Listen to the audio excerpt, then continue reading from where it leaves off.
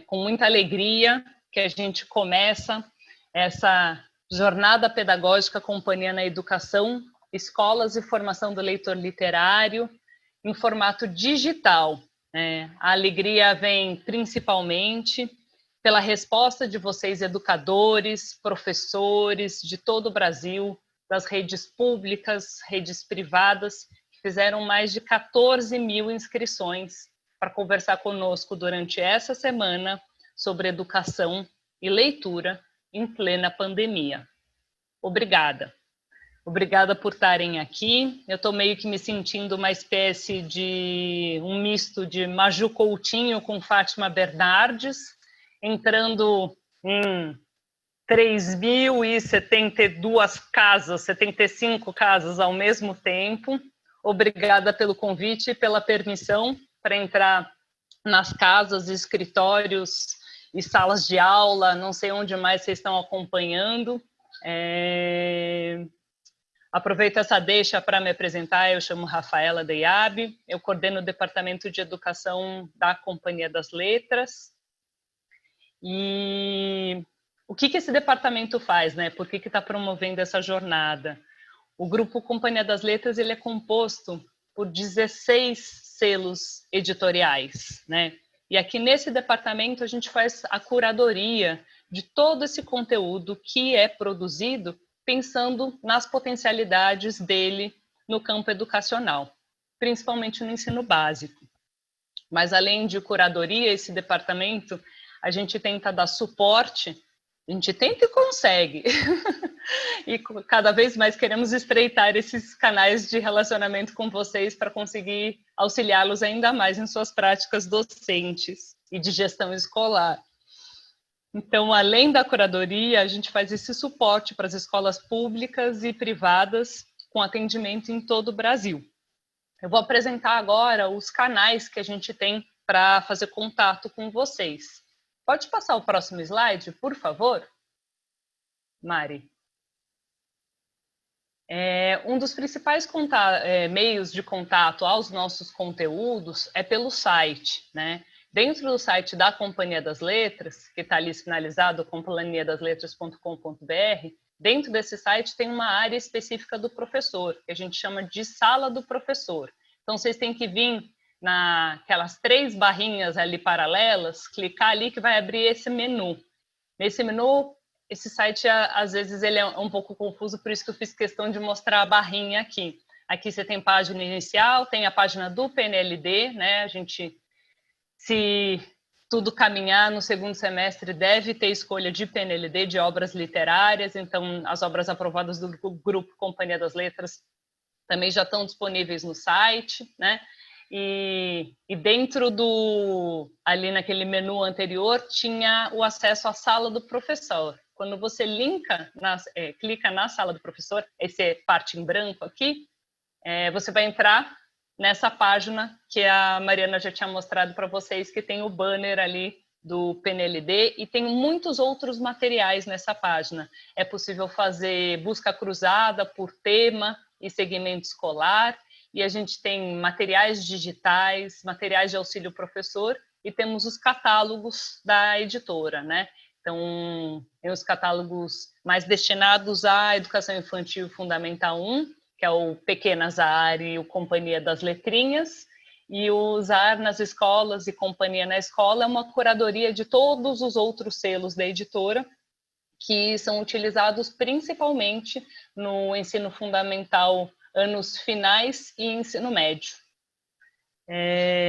Além do canal de comunicação via site, pode passar para o próximo, Mário, por favor? A gente tem o blog das letrinhas, né? O blog da Letrinhas. Existem uma série de matérias feitas especialmente pensando no público de pais e professores, de temáticas que interessam diretamente à sala de aula, além de uma série de outros materiais como vídeos, tem contações de história e matérias sempre relacionadas ao contexto de leitura com crianças, jovens e jovens leitores. E, além disso, A gente tem os canais que são as redes sociais, então se vocês não seguem ainda, sigam as redes sociais da Companhia na Educação, no Instagram e no Facebook, e vocês sempre podem nos acessar diretamente pelo e-mail professores@companhiadasletras e universitários@companhiadasletras.com.br. Antes de passar a palavra para o Anderson e a gente começar de maneira ritualística com uma contação de histórias a nossa jornada, eu queria fazer uma breve reflexão sobre o que significa, né, a gente tá aqui em plena pandemia, que já levou a vida de quase 80 mil pessoas do Brasil, né? Pessoas, mães, pais, avós, filhos, professores, amigos, pais, né? O que significa a gente se reunir durante uma semana para falar de uma tecnologia que data do século XV, o livro, né? E falar sobre o livro, sobre leituras e sobre leitores, né? Nesse contexto, é mais do que urgente que leiamos para que o nosso imaginário viaje onde o nosso corpo está impedido de ir. E é urgente que leiamos para saber como chegamos a esse contexto. Um contexto bem difícil, por sinal.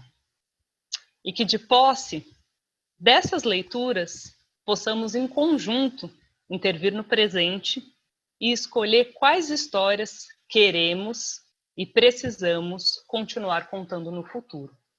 Então, para a gente já começar esse compartilhamento de histórias no presente, mas sempre de olho no futuro, eu queria chamar o Anderson Barreto para começar o ritual, né, de entrada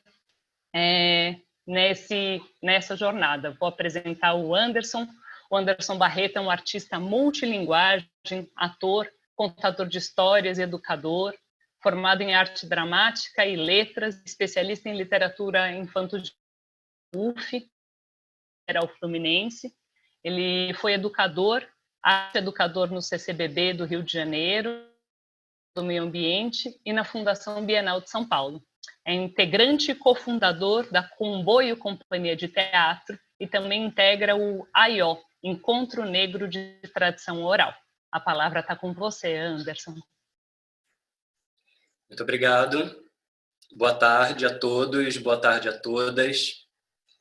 Peço licença também para entrar nas casas de vocês, nos escritórios de vocês, e que o coração de vocês esteja aberto agora para receber um pouquinho das histórias que eu aprendi a contar, porque entraram no meu coração.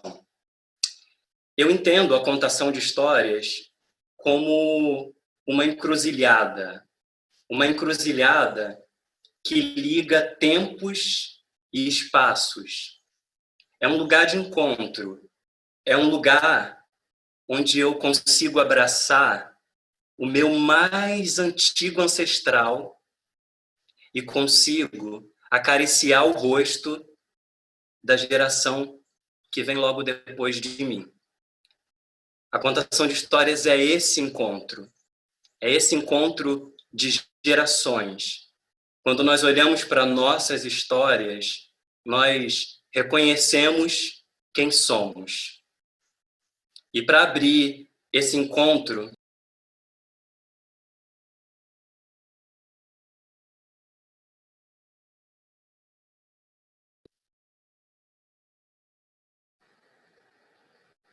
vocês estavam me ouvindo? Desculpa, meu microfone no mute. Sim, estávamos te ouvindo. Estavam me ouvindo, tá. É porque mutou aqui agora. Bem, e para começar o encontro, eu trouxe a história de Exu. Exu, na mitologia iorubá, é o orixá do movimento, é o orixá da comunicação, é o guardião da ordem do mundo. E ele tem tudo a ver com esse encontro que fala de educação, que fala de leitura, que fala de comunicação. Então, Laroye Exu.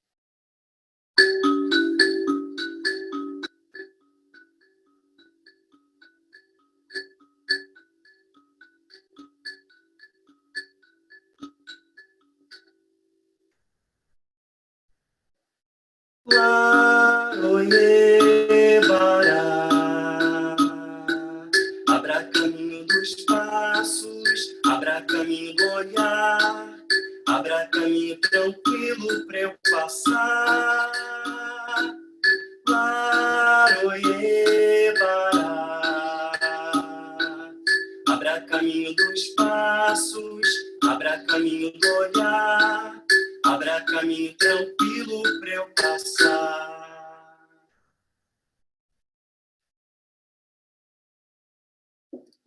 Exu não tinha riqueza, Exu não tinha fazenda, Exu não tinha rio, não tinha profissão, não tinha artes, não tinha missão. Exu passeava pelo mundo afora sem paradeiro. Um dia, Exu decidiu ir até a casa de Oxalá. Ele foi à casa de Oxalá e lá ele se distraía observando como esse poderoso orixá fabricava os seres humanos. Todos os dias, Exu observava Oxalá. Muitas pessoas vinham também visitar Oxalá para entender como ele dava origem ao ser humano. Mas essas pessoas ficavam 3, 4, 5 dias no máximo. Exu não. Exu passou cerca de 16 anos observando Oxalá. As outras pessoas que passavam 4, 5 dias entendiam o trabalho mecânico que Oxalá desenvolvia e sentiam-se satisfeitas com isso. Achavam que tinham compreendido toda a obra, mas Exu percebeu que não era só um trabalho mecânico, e durante esses 16 anos, a cada dia, ele percebia algo novo no trabalho de Oxalá. As pessoas que vinham visitar Oxalá sempre lhe traziam oferendas, porque na tradição iorubá, quando você vai visitar um mais velho, você leva para ele um presente em sinônimo de agradecimento pelo conhecimento que você vai obter. É sempre uma troca. Pois bem, depois de tanto tempo observando o trabalho de Oxalá, Exu já sabia basicamente tudo que ele fazia e todas as compreensões que as outras pessoas não tinham acerca desse trabalho primoroso. Então, certa vez, Exu viu como Oxalá modelava cada corpo, como Oxalá modelava cada membro, braços, pernas, cabeça, olhos, ouvidos. Durante esses 16 anos, Exu ficou ali ajudando o velho orixá. Exu não perguntava nada, Exu observava. Exu aprendeu tudo, absolutamente tudo. Um dia, Oxalá disse a Exu para ele se colocar diante de uma encruzilhada, porque no caminho da casa de Oxalá havia uma encruzilhada que ligava as 4 direções, norte, sul, leste e oeste, e as pessoas vinham dessas 4 direções até a casa de Oxalá. Exu se pôs diante daquela encruzilhada e Oxalá pediu que ele organizasse as pessoas para entrarem à sua casa. E assim Exu fez. Ele conferia se as pessoas estavam trazendo a oferenda ao velho orixá.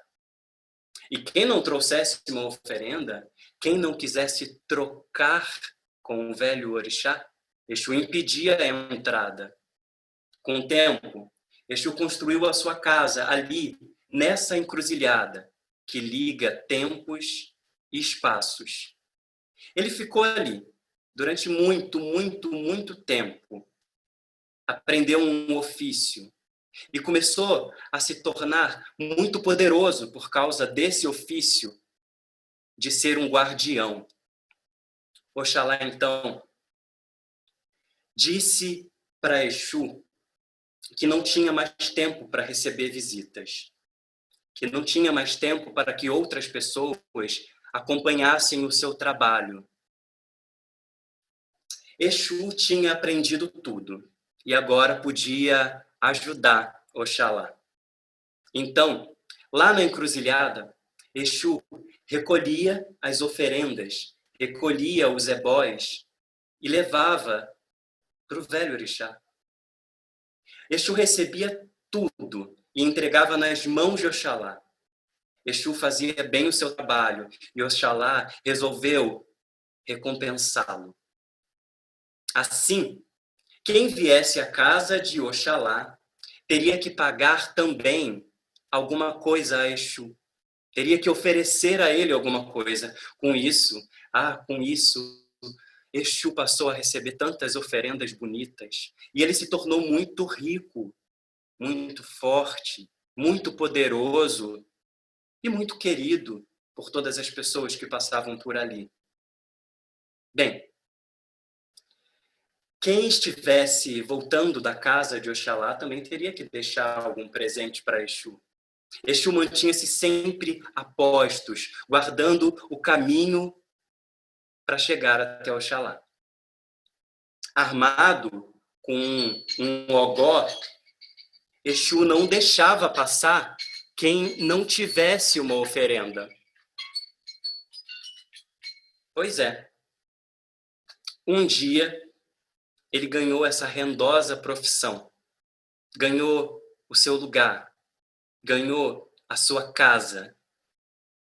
Ninguém mais pode passar por essa encruzilhada sem entregar também alguma coisa a Exu. E com isso, ele nos ensinou que para aprender sobre um ofício, por mais mecânico que ele seja, não basta 1, 2, 3, 4 dias de observação. É preciso 16 anos para saber como se cria um homem, uma mulher. É preciso tempo para entender como se comunicar. E como Exu estava ali naquela encruzilhada que ligava as 4 direções, Exu tinha capacidade de se comunicar com todos na sua própria língua, na sua própria linguagem. E assim também tem que ser a educação. A educação não pode ter uma língua única. Eu não posso me comunicar com as pessoas do jeito que eu quero, do jeito que eu entendo. É preciso que haja realmente uma troca. E disso Exu é sabido. Laroye Bará, abra caminho dos passos, abra caminho do olhar, abra caminho tranquilo pra eu passar. Laroye Bará, abra caminho dos passos, abra caminho do olhar, abra tranquilo pra eu passar. Esse instrumento é uma imbira e ele veio da África, mais especificamente do Zimbábue.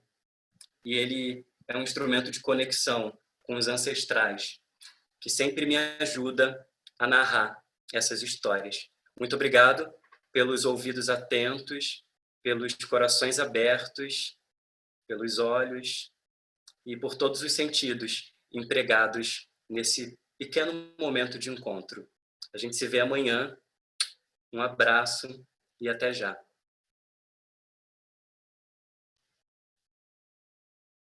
Muito obrigada, Anderson, por esse começo auspicioso e ritualístico. Muito obrigada e até amanhã. Até, obrigado. Agora eu vou passar a palavra para Renata Frauendorf e para Ana Carolina Carvalho. Elas são as formadoras do Instituto Avisalá. Ana Carolina é psicóloga pela USP, mestre em educação pela Unicamp, formadora de educadores pelo Instituto Avisalá e pela comunidade educativa SEDAC. e professora do curso de pós-graduação em Educação Infantil do Instituto Singularidades. A Renata Frauendorf é graduada em Pedagogia pela Universidade de São Paulo, é mestre em Educação pela Unicamp, em Formação de Professores e Trabalho Docente, e é doutoranda da mesma Faculdade de Educação da Unicamp, autora de materiais didáticos e atualmente coordena a parte técnica de programas de formação continuada do Instituto Avisalá. Ela também é assessora em produção de texto dos anos iniciais no Instituto Chapada, o ICEP, e coordena o Grupo de Alfabetização em Diálogo, GRUPAD, da Unicamp. Meninas, a palavra está com vocês. Bom, boa tarde. É um prazer estar aqui, falando para tantos professores, educadores. Estamos aqui com 3.528 pessoas nos escutando e espero que a gente tenha um momento com boas reflexões. Renata, quer dar um oi também? Boa tarde a todos os professores e professoras que estão aqui conosco. Gostaria de agradecer esse convite especial, né, da companhia, de estarmos juntos aqui nessa jornada, falando para tanta gente. Agradecendo a oportunidade de poder estar um pouquinho com vocês. É isso aí, Ana. Então, vamos lá. Eu também queria agradecer esse convite. O Instituto Avisalá tem uma parceria já com a Companhia das Letras. Então, a gente faz uma série de vídeos que estão disponíveis no YouTube, práticas de leitura na escola, e agora é um prazer estar aqui nessa parceria também, mais uma vez, com a Companhia das Letras. A gente vai falar, Renata e eu, sobre a BNCC e a sua concepção de leitor. Então, pode passar, Mari. Essa vai ser a nossa pauta, a pauta do nosso encontro, da nossa conversa. Iniciaremos com uma leitura, escolhemos o livro Crônica na Pedra, do Ismail Cadaré, leremos um trecho, faremos uma breve contextualização da BNCC, que documento é esse, de onde ele vem, abordaremos a leitura e a literatura como direito de todos, como um princípio, né, que está na BNCC e também em outros documentos, falaremos das concepções de leitura na escola, e abordaremos o leitor de ficção e de não ficção. Então, pode passar, Mari. Bom, escolhemos, então, esse autor, que é um escritor albanês. O Ismail Cadaré nasceu em 1936, na Albânia, numa cidadezinha pequena que se chama Girocastra. Aí tem uma breve biografia dele. Ele é filho de um funcionário público, presenciou a devastação da Albânia pelas tropas que se digladiaram durante a Segunda Guerra Mundial, e essa experiência foi tão profunda que deixou marcas, tanto na vida do Cadaré, quanto na sua obra. Nós escolhemos uma obra que se chama Crônica na Pedra. Ela é uma obra de cunho autobiográfico, e o Ismail Cadaré vai contar episódios da sua infância e também esse encontro de uma pequena cidadezinha na Albânia, uma cidade que ainda tinha hábitos medievais e que se encontrou com a modernidade com a chegada da Segunda Guerra Mundial. O trecho que a gente escolheu compartilhar com vocês é um trecho que gostamos muito, acho que pode voltar. É um trecho que gostamos muito, e nesse trecho, o Ismail Cadaré, muito pequeno, vai nos contar do seu primeiro contato com a escolha de um livro e com a leitura, esse enfrentamento da criança que está começando a ler com o livro. Então, eu vou ler para vocês esse trechinho. O Ismail Cadaré, antes de eu começar a ler, acho que é importante dizer que ele vai se encontrar com um amigo mais velho, que era a única pessoa naquela cidadezinha, que é essa que vocês estão vendo aí na capa do livro, uma cidadezinha de pedra pequenininha, incrustada numa montanha. A única pessoa que tinha uma biblioteca era o Haver, que era um amigo dele com o qual ele vai se encontrar. Lembrei que Haver tinha me prometido um livro. Levantei e fui embora. Haver estava sozinho em sua casa. Fumava um cigarro e assoviava solitariamente. Você disse que tinha um livro para me dar, disse eu. Sim, senhor, disse Haver. Aqui estão os livros, escolha. A biblioteca cobria a parede. Aproximei-me e observei os livros estupefato. Eu nunca vira tantos livros juntos. Isto aqui é o nome do autor, ou seja, da pessoa que escreveu o livro. Enquanto isto aqui é o título do livro, quer dizer, o nome com o qual foi batizado, explicou Haver. Tenho medo de que nenhum destes livros sirva para você. Embaralhei-me em várias ocasiões. A maior parte dos títulos me parecia sem sentido. Me arrume um livro feito por aquele homem que se chama Jung. Haver caiu na risada. Você vai ler Jung? E por que não? Ele escreveu sobre feitiços, não foi? Haver soltou outra gargalhada. Senti-me ofendido e tive vontade de ir embora, mas ele não deixou. É melhor levar um outro livro, disse. Jung nem eu compreendo. Além disso, ele não está em albanês. Recomecei a folhear os livros. Passou-se o tempo. Haver fumava e assobiava. Por fim, encontrei um livro que trazia na primeira página as palavras fantasma, bruxas, primeiro assassino e até um segundo assassino. Olhe, é este livro que eu vou levar, disse a Haver, sem nem ver qual era o título. Macbeth. É pesado demais para você. É este que eu quero. Leve, mas cuidado para não perder. Saí quase correndo da casa de Haver. E em casa empurrei o portão. Estava assombrado por trazer um livro nas mãos. Em casa havia todo tipo de coisa, caçarolas de cobre, escorredores para fazer queijo, louças de todas as dimensões, um depósito para a lenha, outro para o trigo, madeiras, bolas de ferro, uma delas, dizia-se, era uma bala de canhão. Coronhas entalhadas, barricas, canastras para roupas com a marca de antigas datas, moinhos de trigo, toda espécie de balde gancho, cadinhos para mexer com cal, fogões, uma espingarda engastada de madrepérolas, chicotes, um monte de trastes dos quais não se sabia nem o nome. Só uma coisa não havia em casa: livros. A única exceção era um decifrador de sonhos todo velho e amarelado. Fechei o portão e galguei a escada aos saltos. Não havia ninguém na sala. Sentei-me em frente à janela e abri o livro. Li devagar, mas não compreendi quase nada. Fui até certo ponto, depois tornei ao começo.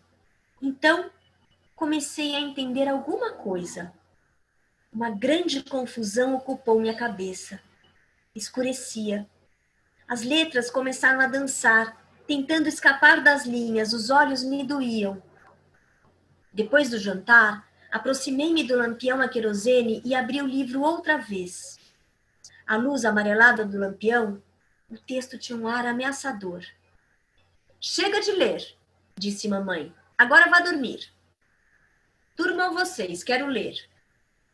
Não, disse mamãe, não tem querosene. Eu não pegava no sono. Tinha um livro ao meu lado, silencioso, sobre o sofá. Um tanto fino, fininho até, assombroso.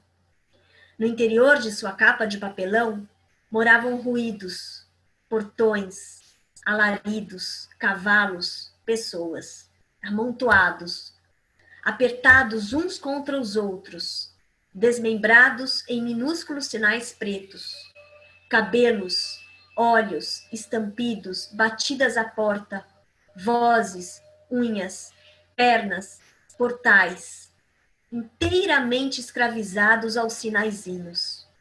As letras corriam com Fs, os X, os Ys. Reuniam-se para criar, fosse um corcel ou uma bruma. Voltavam à carreira.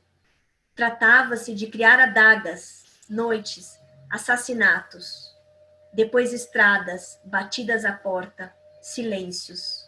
Corriam, corriam, sempre, sem fim. Então esse foi o trechinho que a gente escolheu ler para vocês. Espero que vocês tenham gostado.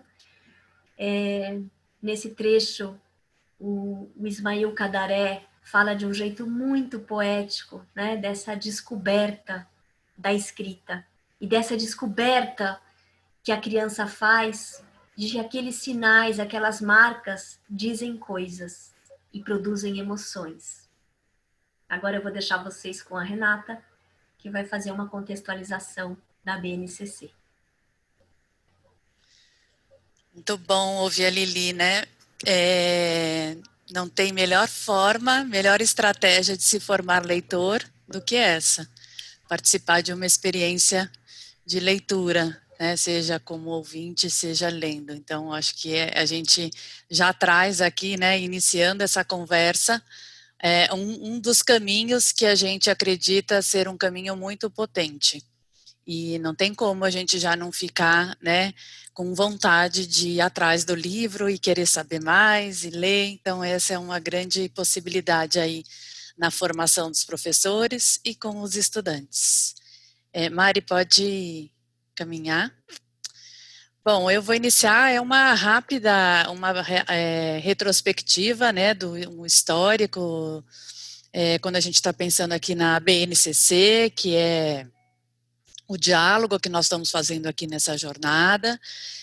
Com certeza, hoje em dia, falar de BNCC é algo que é bem mais presente na vida dos professores, professoras, profissionais da educação, principalmente porque 2020 é o ano em que a gente tem como meta, ou pelo menos tinha, né, estar com a BNCC nesse processo de implementação.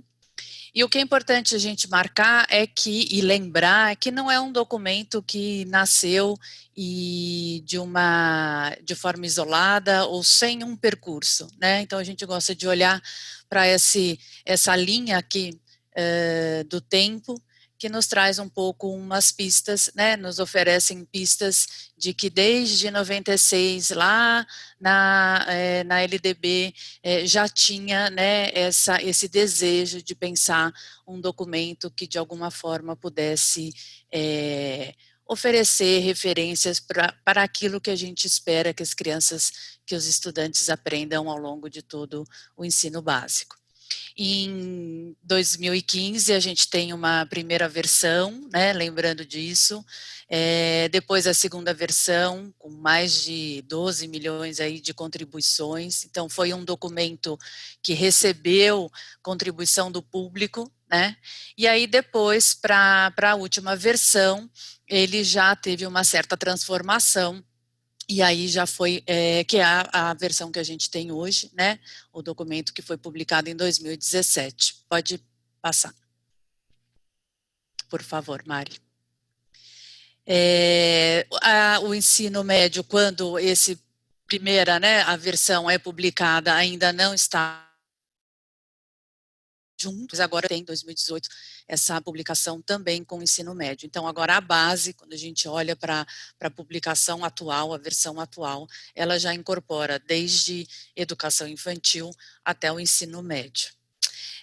Lembrando que ela é um documento, né, de normatização curricular, e define ali um conjunto progressivo de aprendizagens que todos os alunos devem desenvolver ao longo das etapas e modalidades da educação básica.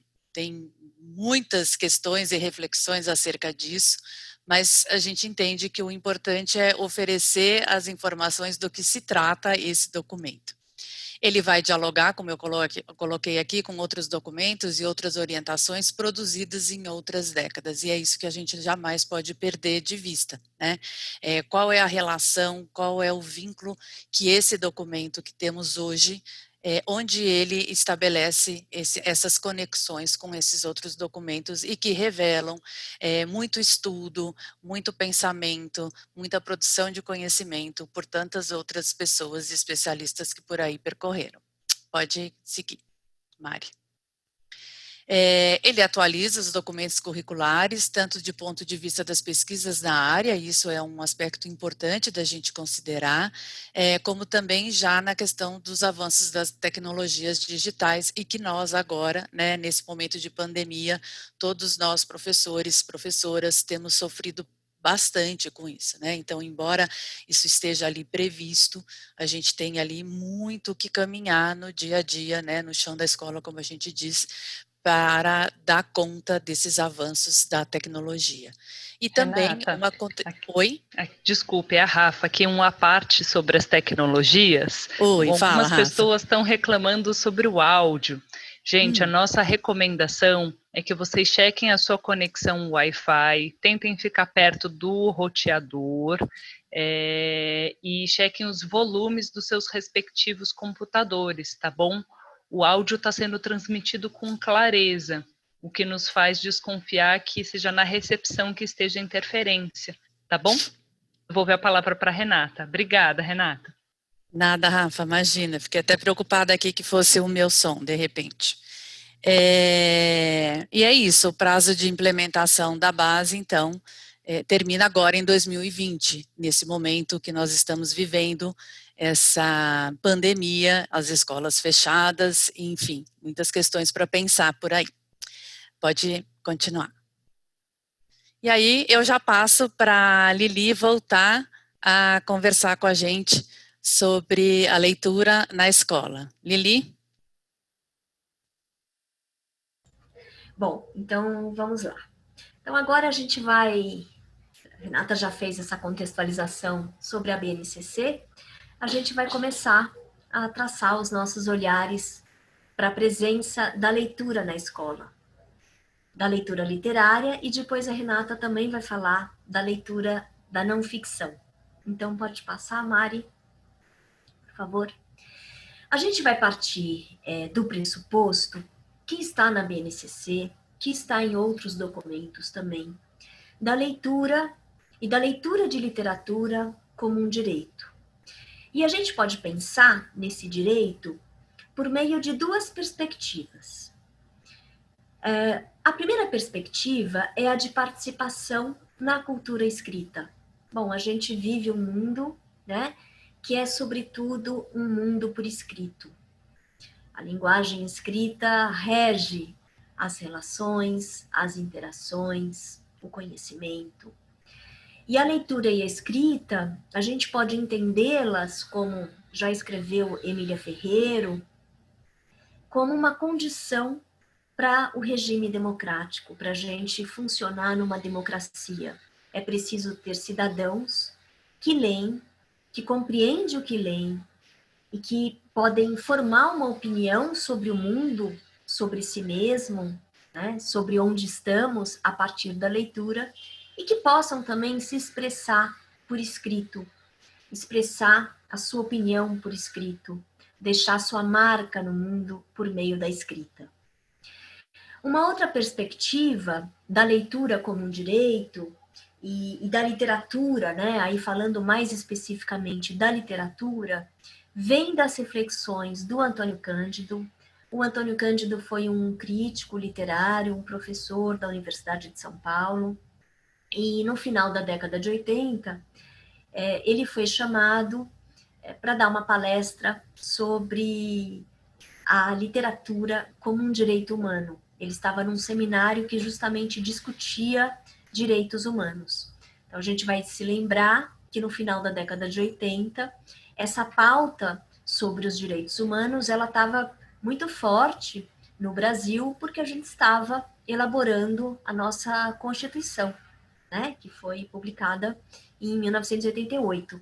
Então, nesse contexto em que se pensava muito essas questões relacionadas aos direitos, né, e o que queríamos como sociedade, o que queríamos garantir para nossos cidadãos, Antônio Cândido foi chamado a falar sobre a literatura como um direito. Ele prepara uma fala muito bonita, muito potente.